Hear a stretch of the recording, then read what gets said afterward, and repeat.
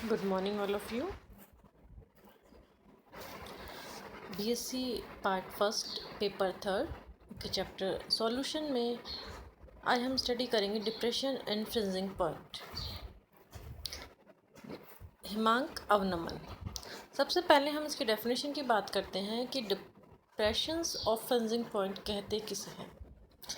किसी द्रव का हिमांक क्या होता है? हिमांक वह ताप होता है जिस पर पदार्थ की ठोस तथा द्रव दोनों अवस्थाओं का वाष्प दाब समान होता है, अर्थात इस ताप पर पदार्थ जमकर ठोस हो जाए। जब किसी अवाष्पशील पदार्थ को किसी विलायक में घोला जाता है तो विलयन का वाष्प दाब शुद्ध विलायक के वाष्प दाब से कम होता है, अर्थात विलय की उपस्थिति वाष्प दाब को कम कर देती है। अतः विलयन विलायक से कम ताप पर जमता है क्योंकि उसका वाष्प दाब क्या होता है, वो कम हो जाता है। अर्थात विलयन हिमांक शुद्ध विलायक के हिमांक से कम हो जाता है। तो हिमांक में जो ये अंतर होता है उसे हम कहते हैं हिमांक का अवनमन या डिप्रेशन ऑफ फ्रिंजिंग पॉइंट। यदि हम विलायक तथा भिन्न भिन्न सांद्रता के विलयनों के वाष्प दाब और ताप के बीच में हम ग्राफ प्लॉट करते हैं, वेपर प्रेशर और टेम्परेचर के बीच में ग्राफ है। ये सॉल्वेंट का कर्व है, ये सॉल्यूशन का, और ये सॉल्यूशन वन का, और ये सॉल्यूशन थर्ड का।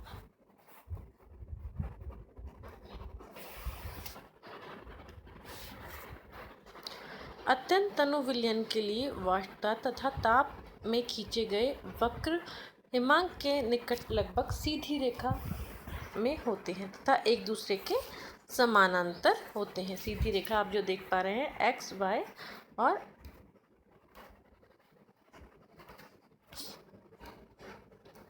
जेड।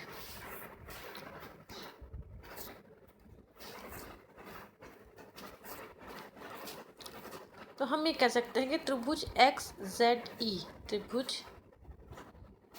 एक्स जेड और ई एक्स वाई डी। तो हम ये कह सकते हैं कि त्रिभुज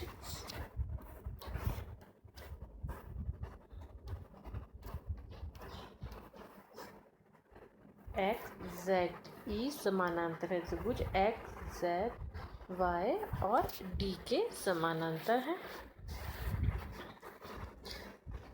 तो समानांतर है तो Z E upon Y D बराबर जेड ई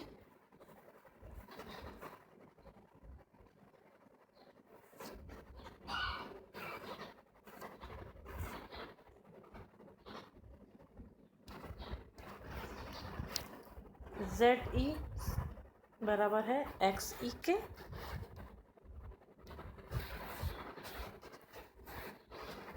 और वाई डी जो बराबर है वो एक्स डी के समानांतर है। इसका जो जेड ई है, जेड ई हो जाएगा T F minus T two temperature, और वाई डी हो जाएगा, यहाँ वाई डी हो जाएगा T F minus T one. इसी तरह से एक्स एक्स और ई हो जाएगा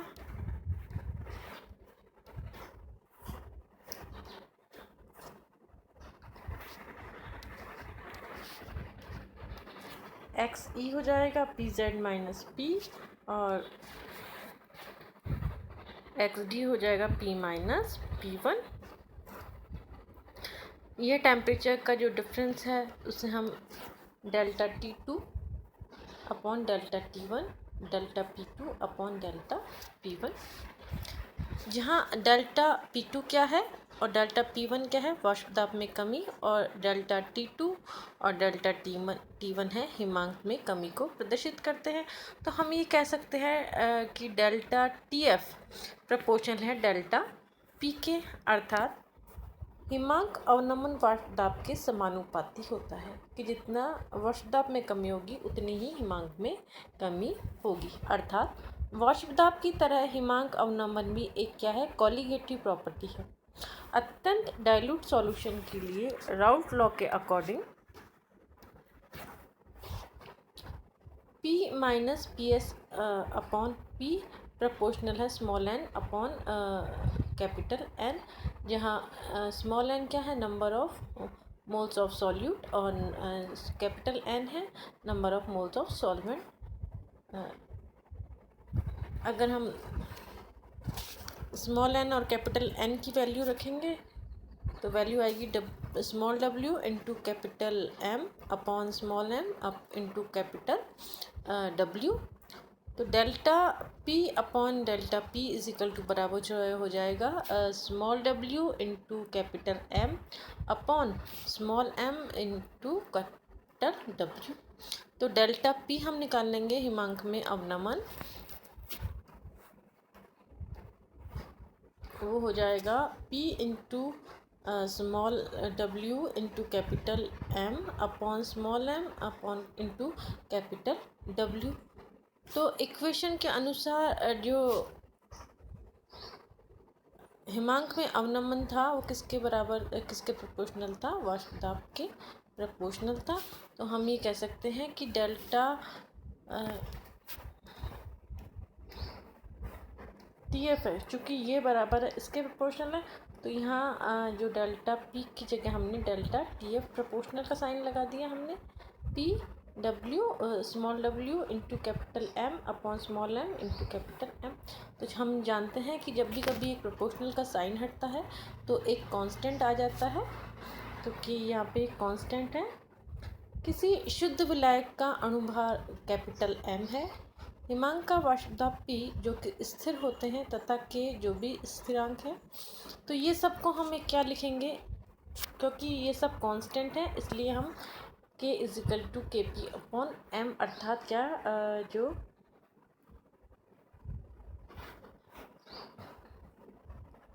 कैपिटल K हो जाएगा स्मॉल k इंटू P, इसकी जगह कैपिटल M लिखे हैं। तो हमारे पास इक्वेशन आएगी delta TF is equal to K into small w upon small m upon into capital W। के एक नया स्थिरांक है जिसे हम कहते हैं अवनमन स्थिरांक या डिप्रेशन कांस्टेंट या हिमांक बिंदु स्थिरांक कहलाता है। यह विलायक की प्रकृति पर आश्रित है तथा विलय की प्रकृति पर अनाश्रित है, यानी ये सॉल्वेंट की नेचर पर डिपेंड करता है, ना कि सॉल्यूट की नेचर पर डिपेंड करता है। यदि small w upon capital W small m is equal to n is equal to 1 या विलय का 1 मॉलिक्यूलर वेट या 1 मोल, तो कैपिटल जो W होगा उसकी वैल्यू होगी 1 ग्राम। तो TF हमारा बराबर हो जाएगा, तो delta TF is equal to हो जाएगा के यानी हम कह सकते हैं कि किसी विलायक का अवनमन स्थिरांक या हिमांक बिंदु स्थिरांक किसी अवाष्पशील विलय के 1 ग्राम अणु या 1 मोल को 1 ग्राम विलायक में विलय करने पर विलायक के हिमांक में उत्पन्न अवनमन के बराबर होता है। यह सैद्धांतिक रूप से तो ठीक है, लेकिन जब हम एक्सपेरिमेंट करते हैं तो ये पाते हैं कि 1 ग्राम जो मोल है को 1 ग्राम विलायक में विलय करना बहुत कठिन होता है। अतः ये ग्राम को हम मोलरिटी में व्यक्त करते हैं। मोलरिटी में हम लोग इस तरह से इसे व्यक्त करते हैं, capital K upon 1000 is equal to KF, या हम कह सकते हैं K is equal to 1000 into KF, या K की वैल्यू अगर हम इक्वेशन में रखते हैं तो delta TF is equal to 1000 into KF into small w upon small m into capital W। तो हम ये कह सकते हैं कि delta TF is equal to KF into क्या होती है, ये हम पहले ही निकाल चुके हैं कि 1000 into small w upon small m into W, ये होती है हमारी मोलरिटी। तो हम ये कह सकते हैं कि delta TF is equal to KF into मोललता या मोलरिटी के बराबर होता है। या हम कह सकते हैं कि जब small w upon small m is equal to 1 mole हो या कैपिटल W 1000 ग्राम रखने पर डेल्टा जो TF की वैल्यू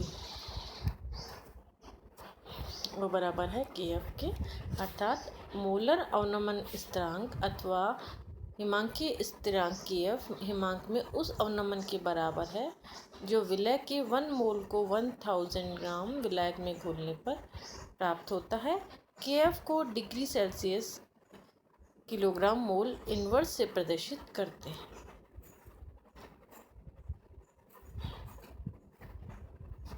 अब हम बात करते हैं गलन की ऊष्मा तथा मोलर अवनमन स्थिरांक में संबंध। Relation between lactic heat of fusion and molar depression constant. Van't Hoff ने ऊष्मीय आधार पर ये बताया कि KF is equal to RTF square upon 1000 LF, जहाँ R क्या है, गैस कांस्टेंट, LF विलायक की हिमांक की गुप्त ऊष्मा और गलन की गुप्त ऊष्मा तथा TF है विलायक का परमताप पर हिमांक है। तो बच्चों, इस तरह से आज हमने डिप्रेशन एंड फ्रीजिंग पॉइंट की स्टडी की। Thank you.